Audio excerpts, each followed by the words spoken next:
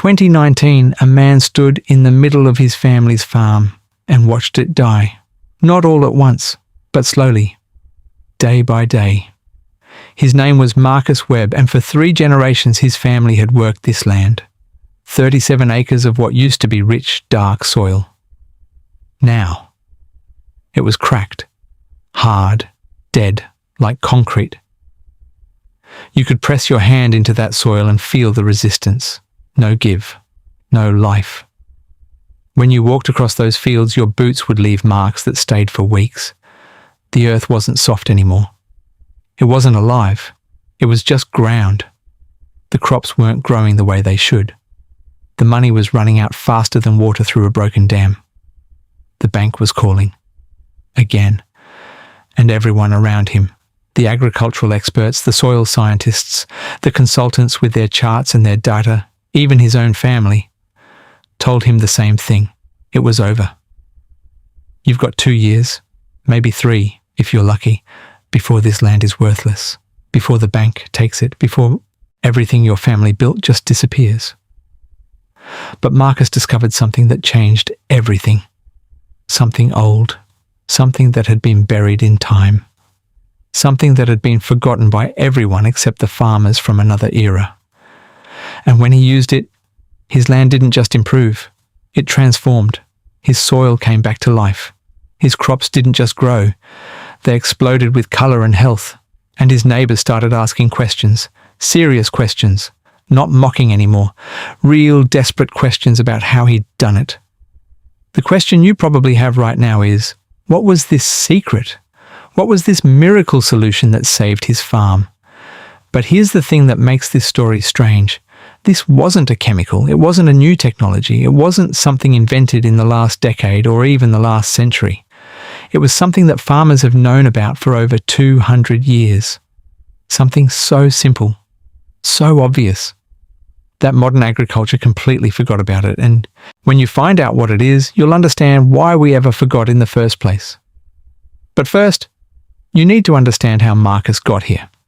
You need to understand the desperation, the failure, the moment when everything he knew wasn't working. Marcus Webb grew up watching his father work these fields every single day, not because he wanted to get rich. That was never the dream. Because it was what his family did. It was who they were. His grandfather had bought this land back in 1952 with practically nothing.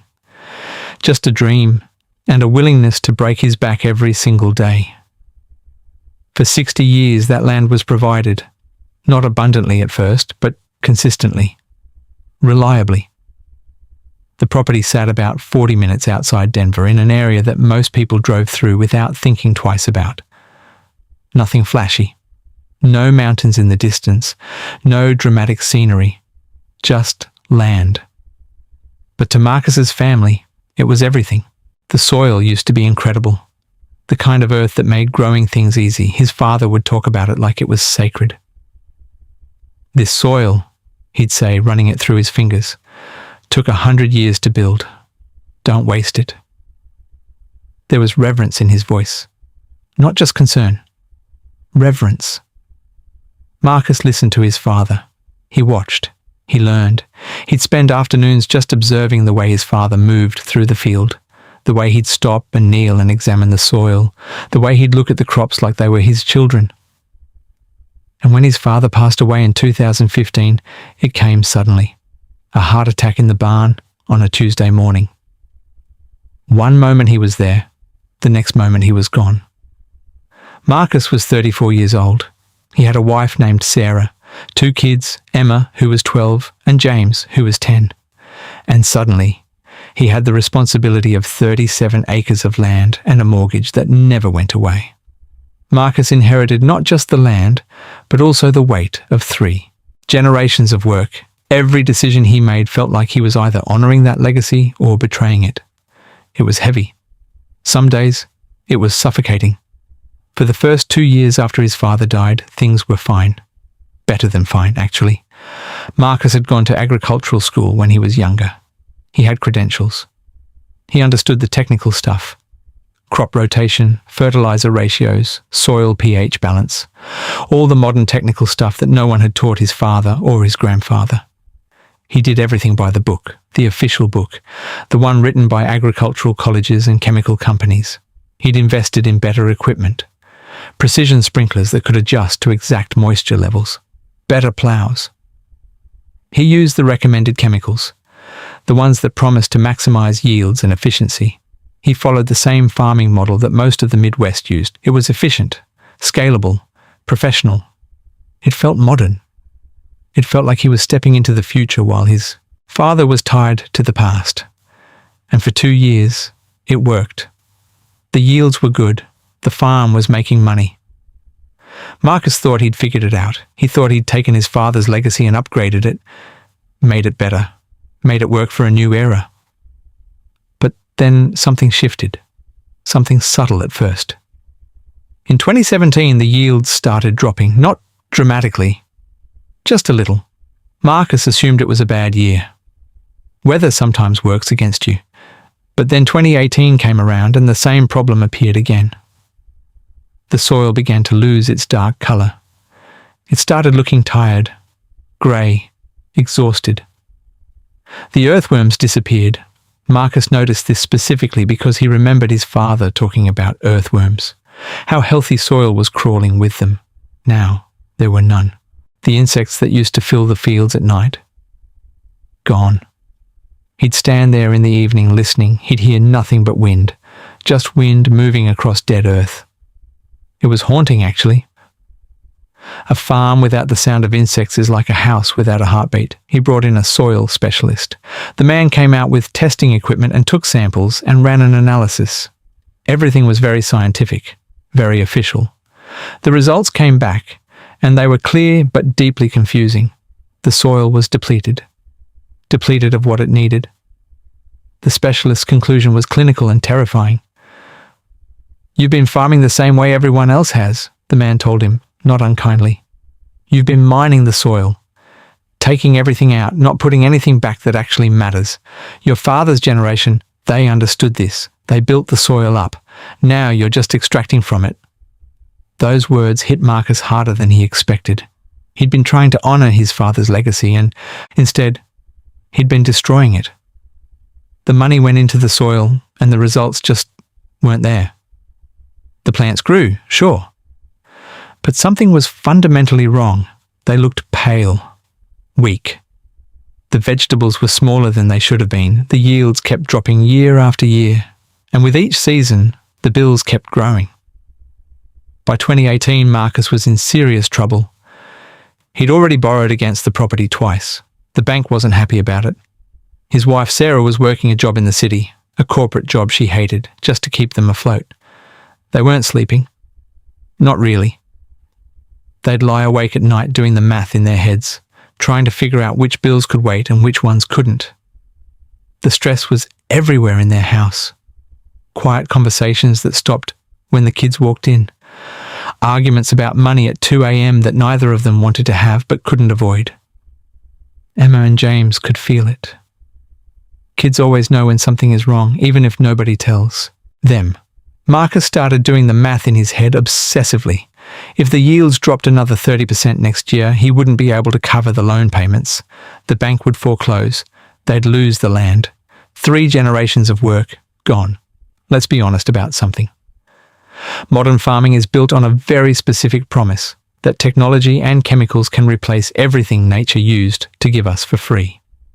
That we can outsmart the earth. That science has figured out what farming really is. And we don't need to worry about the old ways anymore. And for a while, that promise seemed to work. The yields went up. The output increased. It looked like success. But there's a problem nobody really talks about, and Marcus was living it every single day. Soil isn't just dirt. It's not just ground. Soil is a living ecosystem. It contains billions of microorganisms, bacteria, fungi, organisms you can't even see with your eye. These things are the infrastructure of everything. They feed the plants. They break down nutrients into forms that plants can actually use. They hold water. They create the structure of the soil itself. They are, in every meaningful way, what makes soil actually work. When you dump chemicals into this system over and over, year after year, decade after decade, you're not feeding it. You're poisoning it. Slowly, quietly, gradually suffocating everything that makes it actually alive. The chemicals kill the microorganisms. They simplify the ecosystem. And yes, you might get a short-term yield boost, but you're destroying the foundation that the whole system is built on. Marcus didn't know any of this yet. What he knew was that he was failing, that everything he'd been told to do wasn't working. In 2019, desperate, and running out of time, he brought in another consultant. This one was expensive, really expensive. $6,000 just for a consultation. The man was well-dressed, spoke with perfect authority, and had scientific terms for everything. He looked at Marcus's fields and nodded like he'd seen it 1,000 times before, because he probably had. "You need industrial-grade nitrogen supplementation," the man said without hesitation. "And probably a fungicide rotation. Your soil has a fungal imbalance. This is actually a common problem in this region. We can fix it, but it won't be cheap." Marcus listened. He was desperate, genuinely desperate. He was willing to try anything if it meant saving the farm. If it meant keeping his family from having to move. If it meant not betraying his father's legacy. He spent another $4,000 on treatments. He spent 3 months carefully applying them according to the specialist's schedule. Every single day he was doing this, following the instructions. Believing that this was going to work. Believing that science had the answer. Believing that just one more investment would turn things around. And then July came, and his wheat started turning yellow. Not the kind of yellow that means the crop is almost ready. The kind of yellow that means something is dying. The kind of yellow that means you've failed. Marcus walked through those fields for hours. He could feel it in his chest. This wasn't going to save the farm. Nothing was working. Everything he'd tried had failed. He stood there with the sun burning down on him, feeling the heat, feeling the weight of everything, and for the first time he seriously considered just giving up. Maybe he should sell the land to a developer. Maybe he should walk away. Because everything he'd been told, everything the experts had promised, hadn't been delivered. Not once, not ever. He went home that day and barely spoke to his wife. He sat in the garage in the dark and didn't cry, but he wanted to. Instead, he did something else. He went to look for something. Something he hadn't thought about in years. Something his grandfather had left behind. In the corner of the garage, in a box wrapped in plastic and dust and time, Marcus found his grandfather's old journals. Nobody had touched them in decades. They'd just sat there. His grandfather had been a meticulous man. He wrote about everything. The weather, the crops, the techniques he'd used, his thoughts about farming and life. Everything. Page after page of his small, precise handwriting. Marcus started reading late at night, sitting by a lamp in the kitchen while Sarah slept. His grandfather's words were like a voice from another time. The handwriting was small and precise, describing methods that seemed almost ancient compared to what Marcus had been taught in agricultural school. One entry kept appearing, throughout the journals, over and over, like his grandfather kept coming back to it because it was important. A technique his grandfather called building the soil. Not chemically, not with products, but with something so simple that modern agriculture had essentially eliminated it as if it had never existed. The soil is alive, one passage read, and anything alive must be fed. Not chemicals. Life feeds on life. When you understand this, you understand farming. Marcus kept reading, night after night. His grandfather had practiced something called crop rotation, but it wasn't the simple version Marcus had learned about in school. It was more sophisticated, intentional, strategic. He'd rotated crops specifically to restore different things. He'd thought deeply about which crops would replenish what. He'd rotated them based on what the soil needed, not just on a schedule. But there was something else too. Something that appeared in nearly every entry during the fall months, year after year. He'd spread organic material on the soil, not just compost, but specifically animal manure, mixed with dead leaves, mixed with crop waste, hay that hadn't sold, anything that would decompose. Years and years of building up layers, what his grandfather called nature's amendment. Building the soil up, making it richer, making it alive. And he'd done it every single year.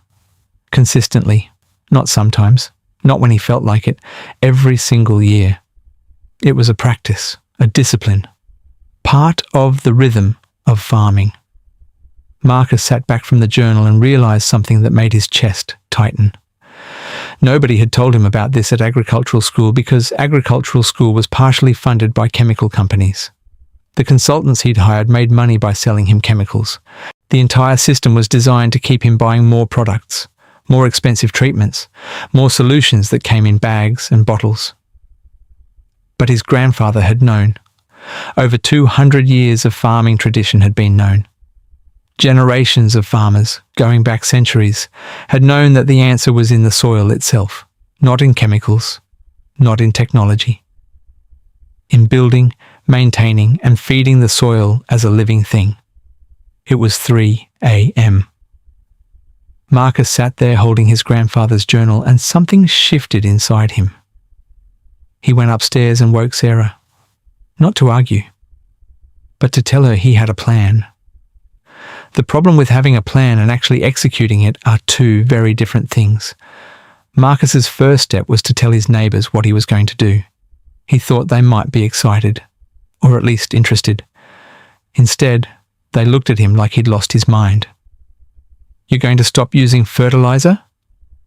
One of his neighbours, a farmer named David who'd been working land about 5 miles away, actually laughed.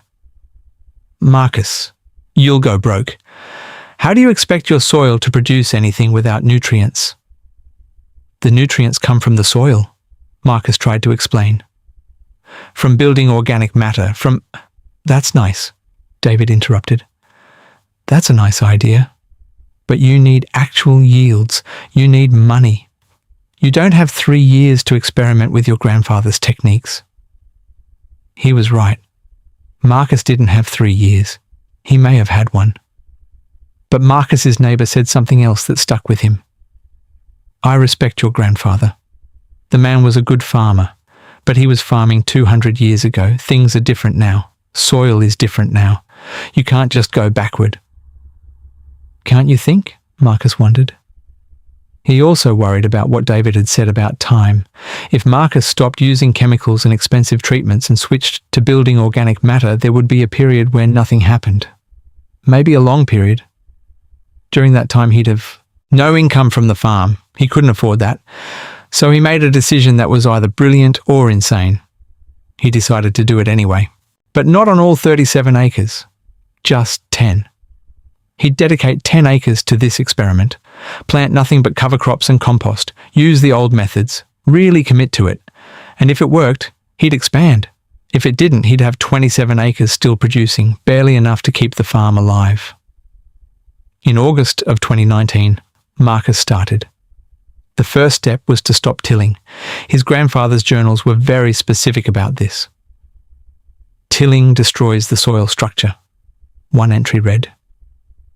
"It kills the worms and the fungi and all the small creatures that make the soil alive. It also exposes organic matter to sunlight, which causes it to decompose too quickly. Let the soil rest." So Marcus did something radical. He didn't turn over the soil. Instead, he brought in compost, years' worth if he could. He started collecting animal manure from local ranches. He gathered leaves from the property. He made compost piles. He layered everything on top of the soil like a blanket. Then he planted cover crops, a mixture of clover, alfalfa, and rye. Cover crops that would die before winter and become part of the soil, creating organic matter from the top down instead of forcing it from chemicals. His neighbours watched him do this and said nothing. He could feel their judgment. This wasn't how modern farming worked. This looked backward. This looked like failure. But Marcus kept going.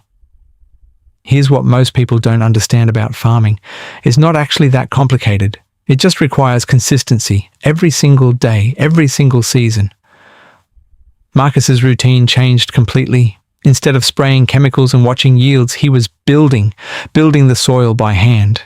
It was physical. It was repetitive. It was often boring.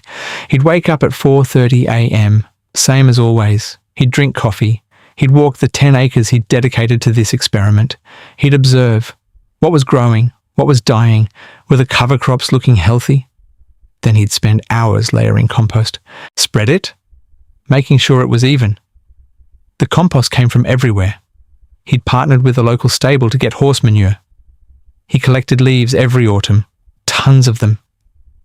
Sarah started saving kitchen scraps, coffee grounds, eggshells. Everything that could decompose became part of the soil. In his journals, Marcus noted everything just like his grandfather had. The dates, the amounts, the weather.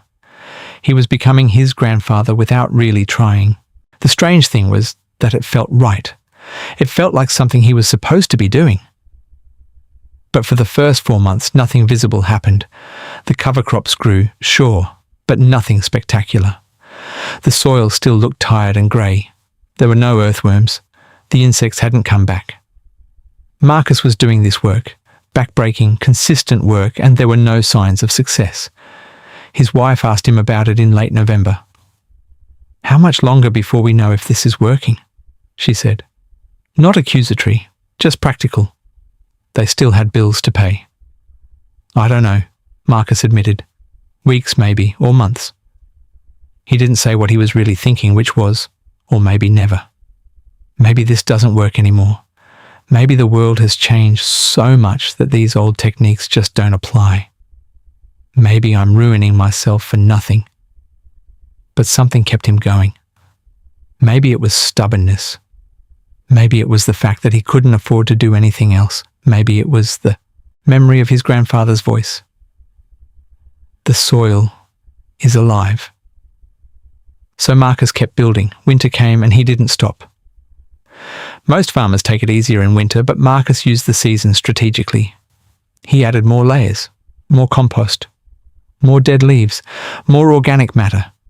He'd bring wheelbarrows of leaves that he'd collected from town. The cover crops died, just as they were supposed to, and became part of the soil. They decomposed. They became food for the microorganisms. He said nothing. He turned over nothing.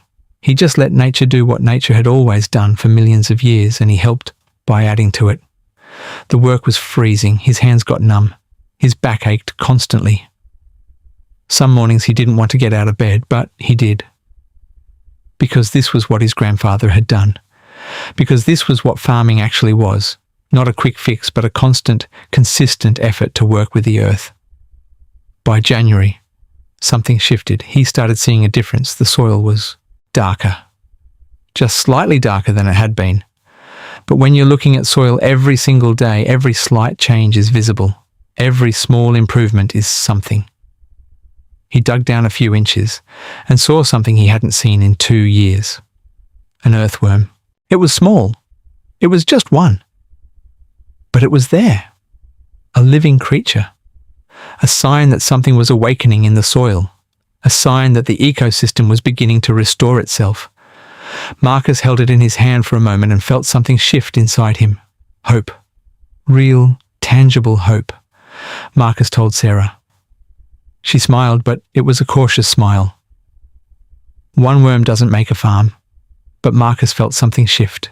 It was working, slowly, but it was working. Spring arrived with everything possible. Marcus planted on those 10 acres. He used no chemicals, no expensive treatments, no consultants' recommendations, just seeds and the soil he'd spent 6 months building, just nature and his commitment to it. His neighbours thought he was insane. David actually pulled over one day in early April while Marcus was planting and asked him seriously if he'd considered talking to a therapist or getting some professional help. "I appreciate your concern," Marcus said calmly. "I really do, but I'm going to see this through. You'll see." David drove away shaking his head, but Marcus didn't doubt. Not anymore. He could feel something changing in the earth beneath his feet. By late April, something happened that Marcus hadn't expected. He walked out into his 10 acres on an early morning and the soil smelled different. Not worse.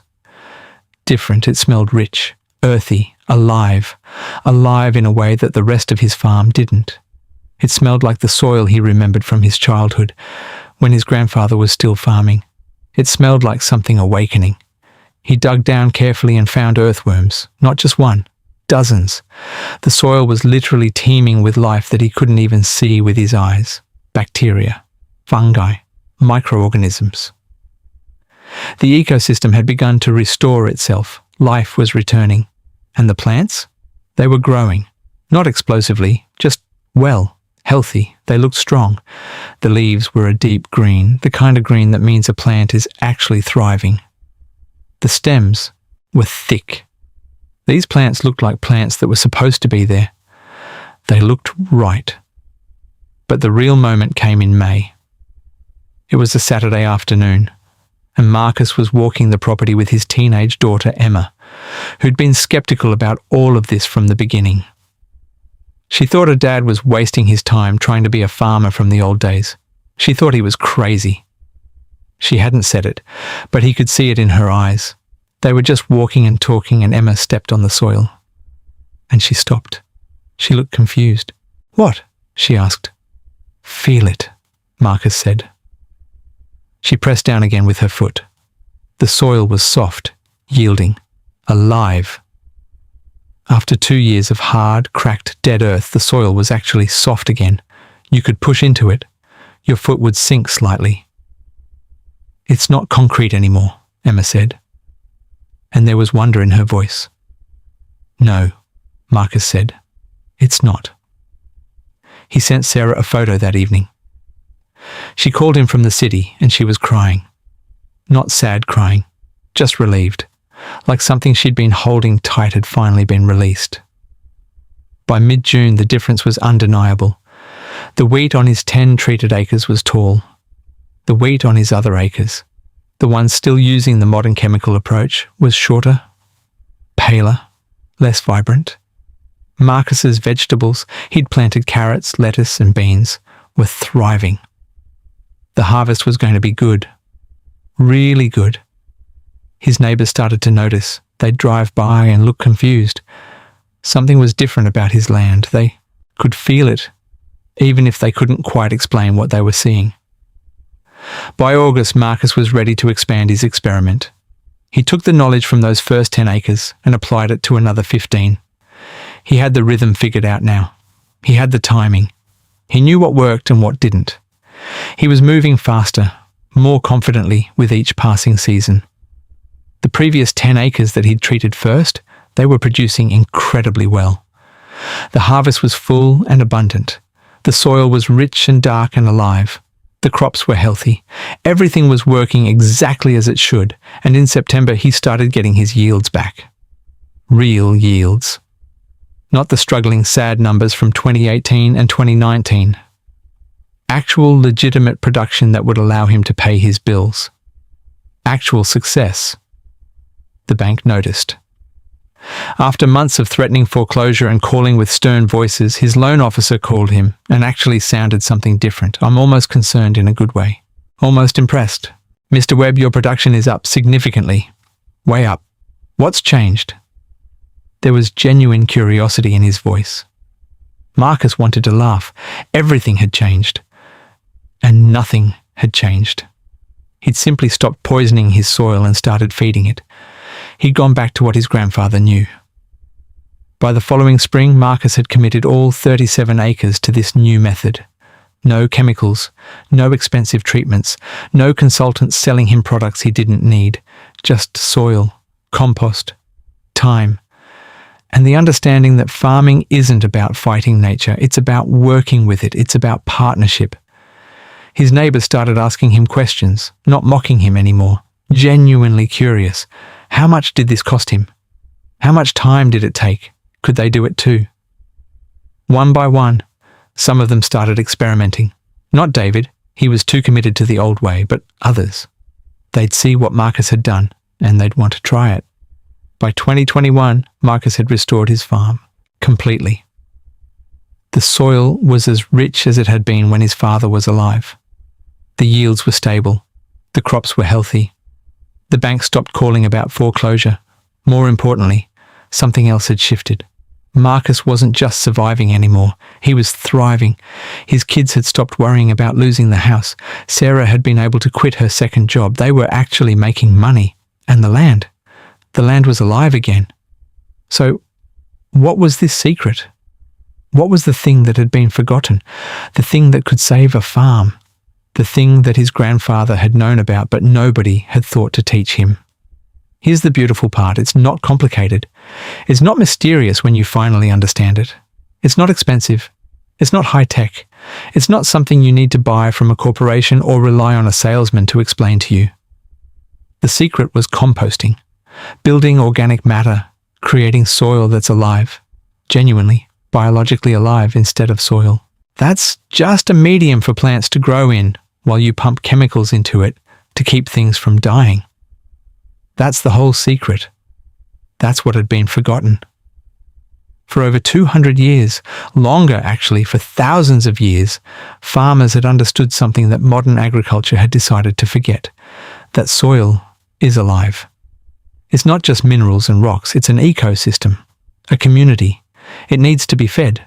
And the way you feed it isn't with bags of chemicals manufactured in factories. It's with organic matter, with compost, with the natural cycle of growth and decay, with life itself. Your grandfather knew this. Farmers across the world knew this. And then, for about 100 years, we decided we were smarter than 2 centuries of accumulated wisdom. We decided that chemicals were the answer, that science had figured it all out, that we could replace nature's complexity with industrial products, that efficiency and profit were more important than understanding how things actually work, and it worked. Sort of, for a while, but at a cost. When you really look at what Marcus did, it wasn't revolutionary. It was just a return to basics. He stopped tilling because tilling destroys soil structure and exposes organic matter to sunlight, causing it to decompose too quickly. He stopped using chemicals because chemicals kill the living ecosystem that actually makes soil work. And he started building organic matter because organic matter is what a living soil needs to thrive. That's the whole secret. Simple, obvious. But I forgot. But here's what's fascinating. The reason this worked so well for Marcus, and the reason farmers across the world are discovering this right now, is because modern agriculture had gone so far in the wrong direction that just going back to normal practices feels miraculous. The true secret, the really deep secret, is this. We forgot that farming isn't about controlling nature. It's not about fighting it or defeating it or outsmarting it. It's about cooperating with it. It's about understanding that a handful of living soil contains billions of organisms doing exactly what you need them to do for free if you just let them do their job. When Marcus switched to this method, he wasn't just fixing his farm. He was making an agreement with nature. He was saying, I'm going to stop fighting you. I'm going to stop trying to replace you with chemicals and technology. I'm going to stop pretending I know better. I'm going to work with you. I'm going to feed you. I'm going to listen to you. And nature, it turns out, had been waiting for that conversation the whole time, waiting patiently, hoping that we'd figure it out. Marcus's success wasn't just about money, though the money came. It was about something deeper. It was about reconnecting to knowledge that his family had possessed for generations. It was about understanding that the smartest people in the room sometimes are the ones who came before. It was about humility. His farm sits about 40 minutes outside Denver. If you drive by it now, you'll see something different than you would have seen in 2018. The soil is dark and rich. It smells alive. The crops are vibrant. There's life everywhere.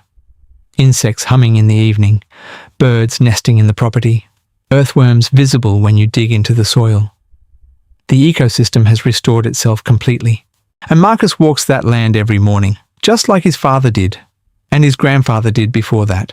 He's not doing anything revolutionary. He's doing something ancient. He's doing what farmers have always done when they truly understand what farming is. And that's the whole point. The lesson here isn't just about farming. It's about something much bigger. It's about listening to the past instead of automatically assuming the future always knows better. It's about understanding that sometimes the answer to our problems isn't the next new thing. It's not the newest technology or the latest innovation or the most expensive consultant. It's something we've already forgotten. Something that's been sitting there waiting for us to notice it again. Something simple and profound. Your soil is alive. The earth is alive. But what about your own life? What have we forgotten there? What old wisdom are we ignoring because we've convinced ourselves that new is always better? What connections have we severed? What knowledge have we lost in our rush to progress and efficiency? Marcus asked himself these questions every single day for months while he was building that soil. And in asking them, in taking the time to really ask them and actually act on the answers he found, he didn't just save his farm. He saved his family. He saved his future. He saved his connection to the past. He saved something sacred. And that's something no chemical could have ever done. That's something no technology could ever replace. That's something that only comes from understanding that we're part of a larger system. And sometimes the wisest thing we can do is listen to what came before. The seasons kept turning. The soil kept healing. Life returned. And Marcus, a man who had almost lost everything, learned that sometimes the answer isn't in moving forward. Sometimes it's in remembering.